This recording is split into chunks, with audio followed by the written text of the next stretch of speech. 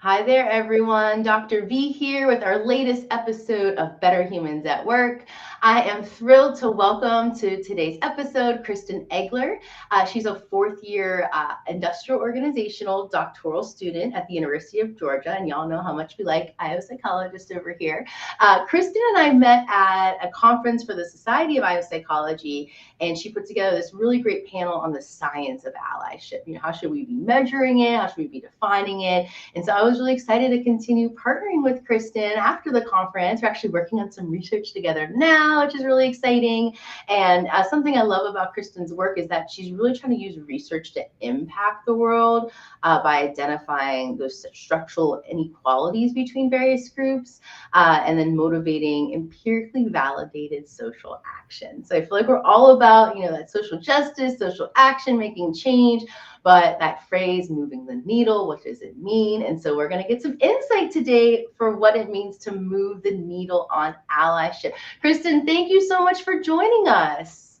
Thank you for having me. I'm really excited to have this opportunity to nerd out about allyship. I feel like everyone else is like, we're done. We don't want to hear the science. And I'm like, but it's so fun. It's so exciting. There's so much It's to so talk about. fun. It's so fun. And we got one of our biggest clients at Mattingly to date because of a blog we wrote years ago on how to measure allyship. And I find allyship's a more advanced strategy. So thinking about like Mm-hmm. where an organization is on the like maturity, their DEI maturity, I feel like it's more advanced before you can really start pulling in allies in a strategic way. So usually we work with companies that are more early on their DEI journey to help them with broader measurements and structures and functions and things like that. And so it's been so fun to work with this client because they really want to take a very scientifically rigorous approach to how they're rolling out their allyship programming and having those sound metrics behind it. So very timely. And I see as more organizations start advancing their DEI programming, allyship is just going to become more and more pertinent and relevant to the work they do. And so can you share a little with our audience, how did you get into the DEI space broadly as a researcher and then also, allyship specifically? Yeah, so I've always been just like really motivated to do social justice work. I remember as a kid, like when we first learned about the civil rights movement, I would go up to my mom and I'm like, we need to protest today. Things are wrong. And she's like, you're like 5, maybe wait until you're older. And then I discovered psychology and that there was science behind like how are people feeling, what are we doing that we can like make changes. And so I just found myself like gravitating towards psychology because I wanted to understand from like the human experience and not just from like the political experience what we can do to improve everybody's lives.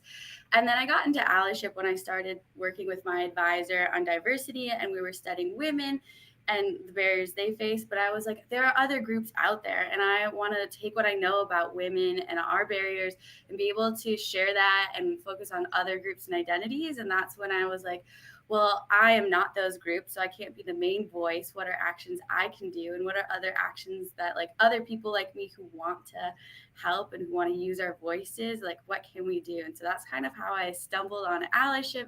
And I'm really excited to be working in this space because I think there's a lot we can do and just so much to learn about just like how do we work with others and how do we like fight the system, because that's a big goal and it's kind of scary, but I think it's manageable when we do it together. Oh my gosh, I love it. So rarely do I meet academics who are so inspirational, Kristen. I love it. I love it. Um, so a couple things. So I too started my DEI journey in the gender space. Mm-hmm.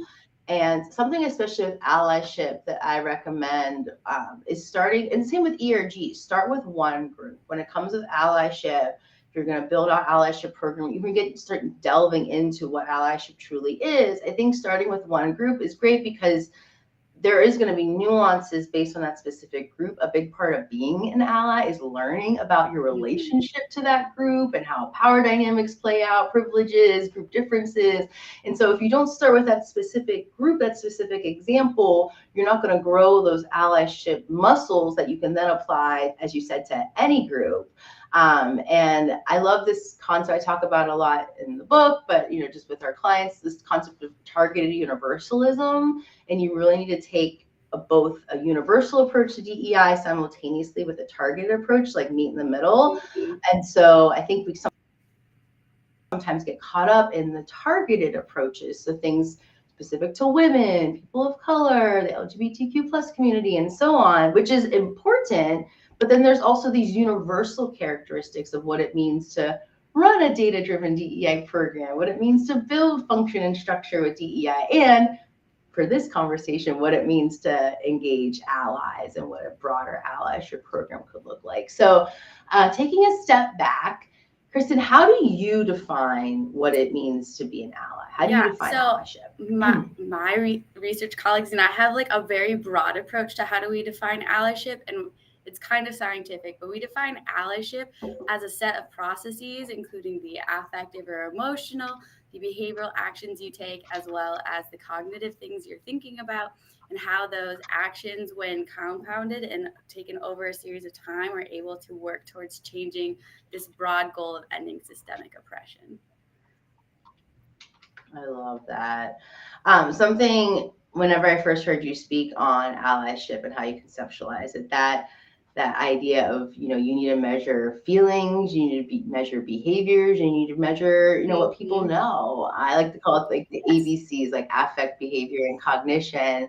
And that's something when I did my dissertation research on allyship, there weren't really measures for allyship at that time. And so I had to create a measure, and I used all three of those areas. And I think that's a really nice add that we as organizational psychologists bring to the space. It's not just, even though inclusive behaviors, I argue, are like the most important thing to focus on in terms of inclusion. We need to defining inclusion in terms of behaviors.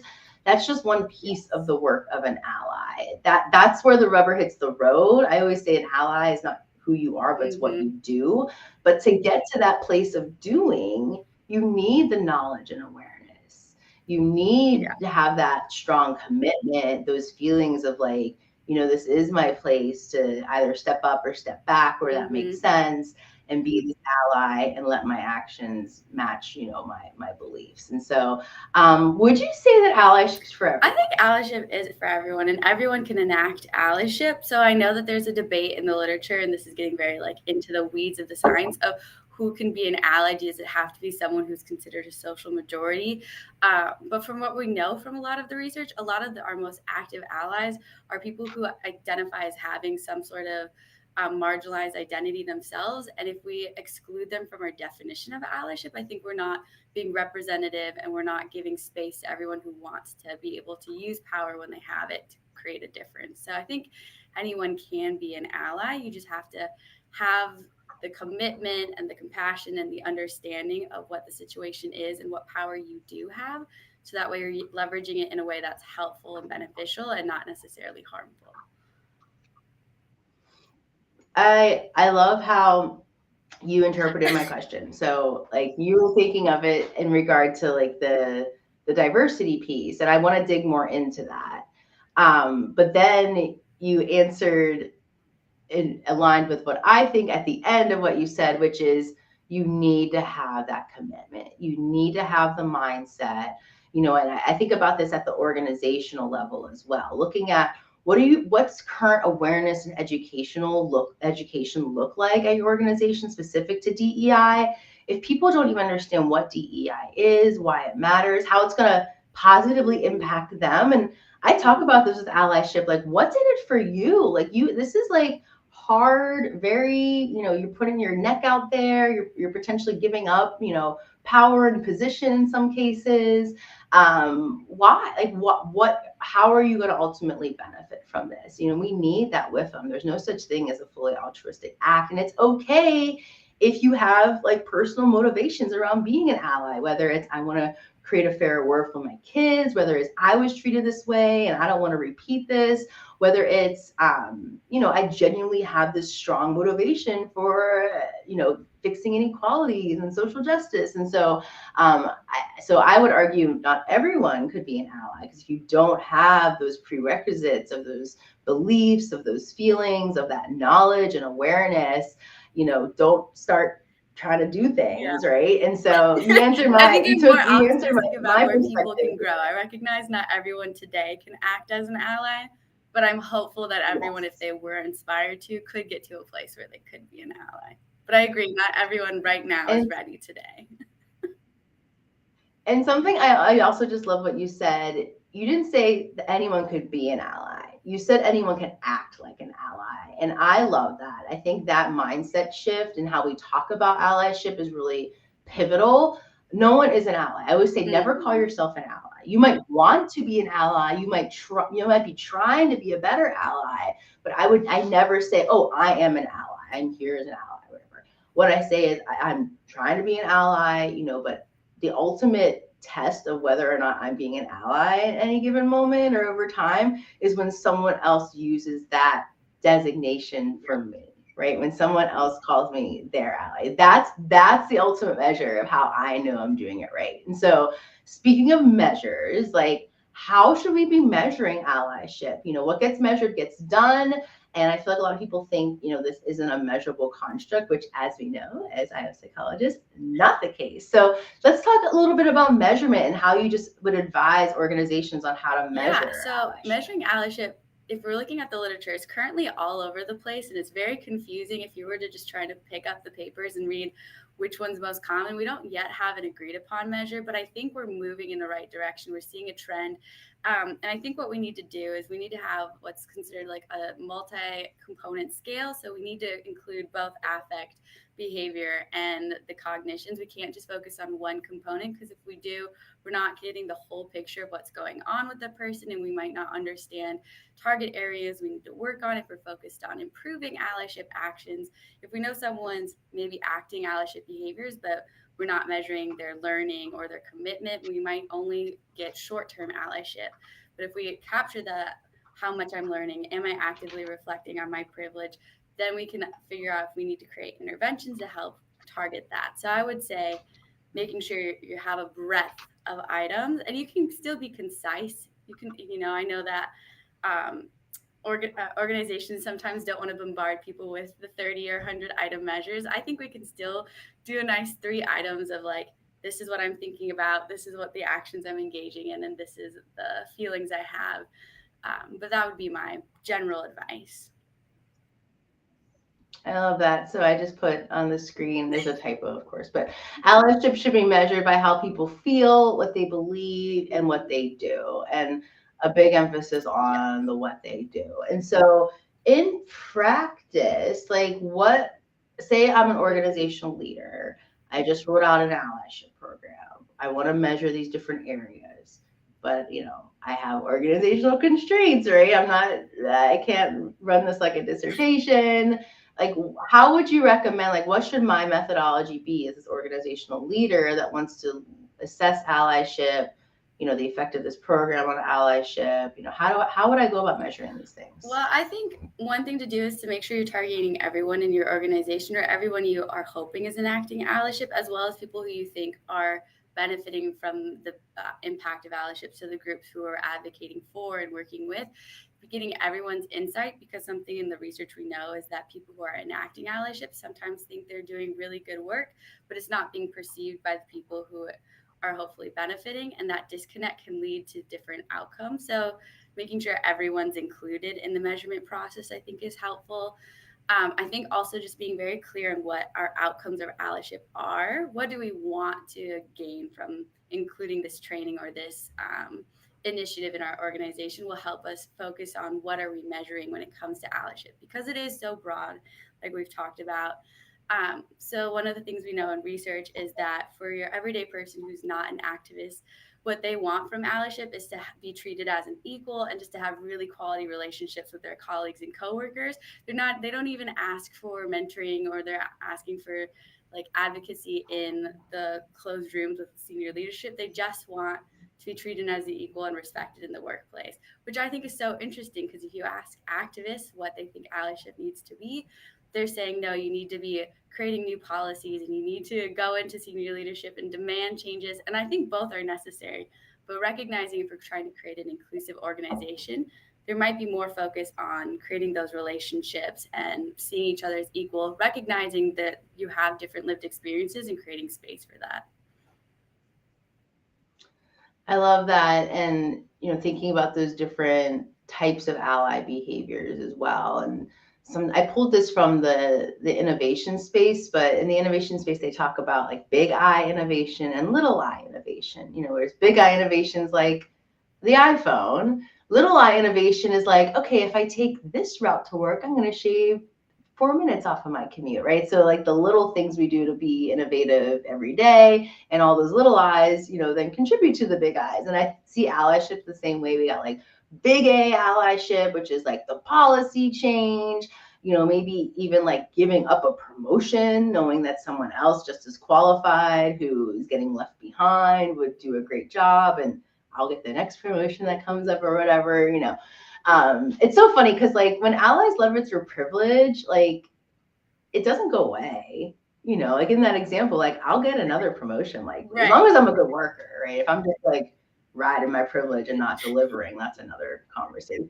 There's actually a really good book on that. I haven't read it yet, but this one right here.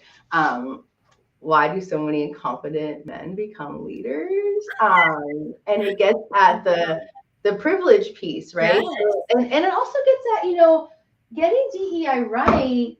There's going to be plenty of men in that picture, right? Like in America, I think white men make up 30 some, maybe a little less than 30 of the 30% of the population. Like there should be 30% any like leadership pool of white men. The issue is who's the other 70%, and how do we get that to be more representative? So so big A, little A allyship. And the other thing, I loved how you talked about, I talk about allyship in like a 4-quadrant sort of deal, especially to HR people because they love quadrants. And so we talk about there's allyship like one-on-one with an individual, and that was like the mentoring, the sponsoring you were talking about earlier. And then there's allyship for a whole group, right? And so what can I do from a policy standpoint, from an activist standpoint, from a community-based standpoint? Who am I donating to? Where am I shopping? And then there's in the moment allyship, which is like me noticing that someone's getting talked over, interrupted during the meeting. I can jump in.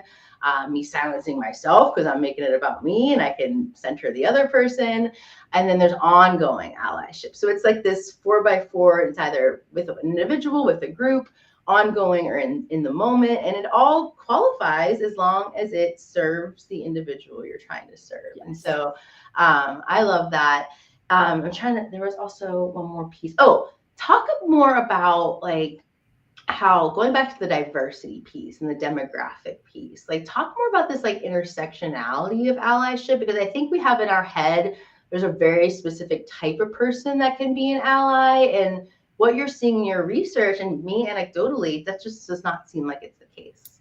Yeah, so I would say what I think everyone thinks of when they think of as an ally is usually a white man who's sticking up for LGBTQ rights or sticking up for women. But what we're finding as like who's actively out there doing the work, who's sticking up and putting their power on the line, it's people with other marginalized identities. A lot of times we see Black women who are out there fighting for other women of color, fighting for Black men. We see a lot of queer people using their power when they're white to be able to speak up and speak on race issues. So I think we need to focus on everybody and who is in that group, because when we only focus on people like white men specifically, we're only focusing on people who have power in all of their identities. And so I think how we imagine them enacting allyship is going to be different than if it's someone who they do have a marginalized identity. So there's something more at risk for them because they do have power, but there's also some risk because maybe the actions they're taking, people are going to then interpret as being a stereotype for the identity they're in. So it gets a little bit complicated and messy, but I think we need to give more space and recognition to those who do have some marginalized identity when they're enacting allyship. I have one story and some criteria. So the story is a few years ago, I guess it was 2020, at Uber, and the chief diversity officer of the time shared this in like a webinar I watched. So the content's out there. So at Uber during that month, it was Pride Month. It was June, like George Floyd got murdered in June of 2020.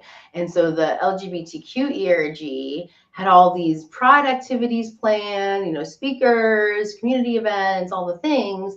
And they canceled it all and reallocated what they could of that budget to help the Black ERG do their work that month. And I get chills thinking about that. I Yeah. just think it's like so beautiful. Like I Yeah. love that example so much. So that's the story. And then a couple pieces of criteria to keep in mind with allyship. And I'm curious if you subscribe to this or if you would, add some nuance or flat out disagree. So one thing about allyship, I always put a line in the sand is that you can be someone's mentor, sponsor, advocate, coach, whatever, but you can't be their ally if you're not working across some sort of difference where you have the advantage, right? And so, in the case of the LGBTQ and the Black ERGs, for those who are white in that LGBTQ group, they have the racial privilege in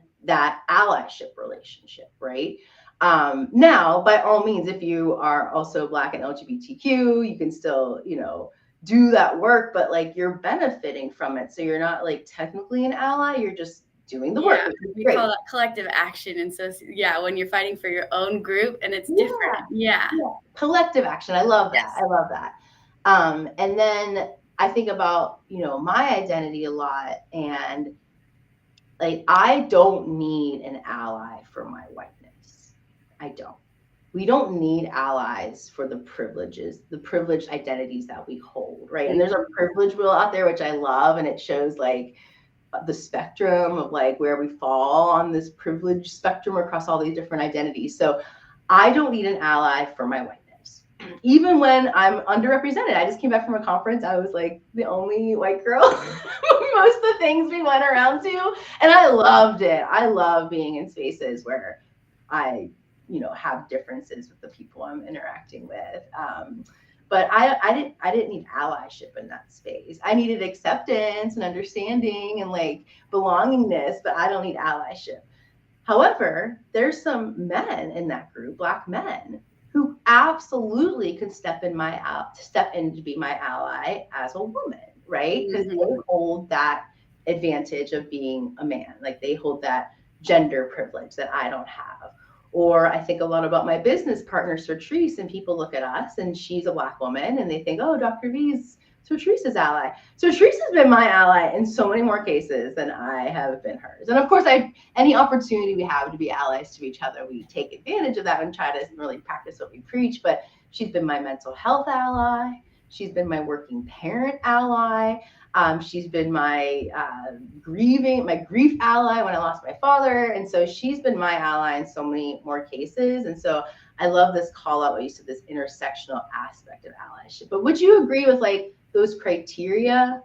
Yeah, I agree. I think like you have part of what we're figuring out with what is allyship and how is it different from other actions is you do have power and you do have space to be able to advocate and leverage that power for someone who does not have the same power. So I agree with that criteria being necessary because otherwise you're fighting for your own rights and your own group, and that it is its own challenge, but it's not quite the same. Yeah. Yeah. Yeah. Well, Kristen, I could talk about allyship with you all day, but we are coming up on time. So, for all of our viewers watching out there, what are 3 ways you'd recommend, measuring and advancing allyship within an organization? Yeah, absolutely. So my first is to make sure you have a comprehensive measure. You're capturing the affect or emotions. You're capturing the actual behaviors people are engaging in, and you're capturing their thoughts and feelings about their allyship. So starting with the ABCs, as we said. The second thing is making sure everyone is included in measurement, that you're not just focusing on who you identify as the allies, because you might find allies in more spaces than you realize. And then third is to have really targeted outcomes. If you know what you're hoping to see change, you can measure accordingly to get the best results. If I know I'm focusing on an inclusive organization, I'll focus on measuring those one-on-one allyship actions. If I'm looking at changing the structures of my organization, I might focus on measuring behaviors related to structural change and changing policies. Love it. So, just quick recap for those out there following along. 3 ways to think about measuring and advancing allyship. First, make sure you're measuring it in all of its ways. It's not just behaviors, but also those thoughts and feelings that go behind those behaviors. Second, make sure you're asking everyone so we all have the opportunity to be allies. And so, don't just focus on certain groups, majority groups, we got to focus on everyone. And then finally, what are those broader outcomes? What are you trying to see change? What's the impact? I feel like there's a lot of opportunity in the DEI space to get more impact focused, have those measurements, demonstrate ROI. And so really great recommendations, Kristen. Thank you so much for all your work that you do. As I said before, I love meeting and working with DEI scholars, especially those like you who have such an inspirational motivation behind the work you do and getting it out there to translate it. If someone wanted to get in touch with you, Kristen, how do you recommend they reach out? You can contact me via email. And I don't know if you want me to speak it out or send it to you, but email is probably the best way to reach me. It is publicly available on the UGA or the University of Georgia's website, but I can share it with you as well if you'd like. Awesome. We'll make sure to drop that UGA link in the comments. Thank you so much for everything that you do. Thanks for sharing your wisdom with our audience today. And most importantly, thanks for your work and how it contributes for us to be better humans at work. Thank you for the conversation. It was a lot of